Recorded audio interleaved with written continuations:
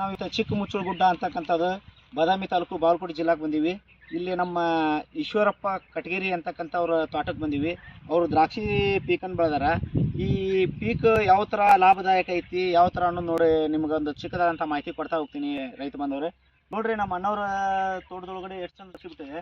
ಇದು ಎಷ್ಟು ಎಕರೆ ದ್ರಾಕ್ಷಿ ಹಚ್ಚಾರ, ಈ ದ್ರಾಕ್ಷಿಯಿಂದ ಎಷ್ಟು ಅವ್ರಿಗೆ ಆದಾಯ ಬಂದೈತಿ, ಇದು ಎಷ್ಟು ವರ್ಷ ಪೀಕ್ ಕೊಡ್ತೈತಿ ಅಂತಕ್ಕಂಥದ್ದು ನಿಮ್ಗೊಂದು ಚಿಕ್ಕದಾದಂಥ ಮಾಹಿತಿಯನ್ನು ಕೊಡ್ತಾ ಹೋಗ್ತೀನಿ. ಇದೇ ರೀತಿ ನಮ್ಮ ಉತ್ತರ ಕರ್ನಾಟಕದೊಳಗೆ ನಮ್ಮ ರೈತರು ಇದನ್ನು ಬೆಳಿಬೋದು ಅಥವಾ ಇಲ್ಲೋ ಅಂತಕ್ಕಂಥದ್ದು ಆ ಮಾಹಿತಿಯನ್ನು ನಾನು ತೊಗೊಂಡು ನಿಮ್ಗೆ ಕೊಡ್ತೀನಿ. ನೋಡಿ ಸ್ನೇಹಿತರೆ, ಇಷ್ಟು ಹೇಳ್ತಾ ನಿಮಗೆ ಇನ್ನೂ ಹೆಚ್ಚಿನ ಮಾಹಿತಿ ಈಗ ನಮ್ಮ ವೀರಭದ್ರೇಶ್ವರ ಅಣ್ಣವರು ಬರ್ತಾರ. ಅವ್ರು ಬಂದ ಮ್ಯಾಗ ಇದ್ರ ಬಗ್ಗೆ ನಿಮಗೆ ಇನ್ನೂ ಡೀಟೇಲ್ಸ್ ಆದಂಥ ಮಾಹಿತಿಯನ್ನು ಕೊಡ್ತೀನಿ.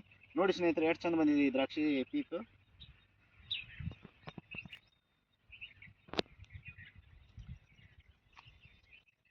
ನಾವು ಈ ತೋಟ ನೋಡ್ಕೊಂತ ಹೋದ್ರೆ ಇದು ಆಲ್ಮೋಸ್ಟ್ ಆಲ್ ಒಂದು 2 ಎಕರೆ ಒಳಗೆ ನಮ್ಮ ಅಣ್ಣವ್ರು ದ್ರಾಕ್ಷಿ ಪೀಕನ್ನು ಹಚ್ಚಿದಾರೆ. ಹೌದಲ್ರಿ ಅಣ್ಣ?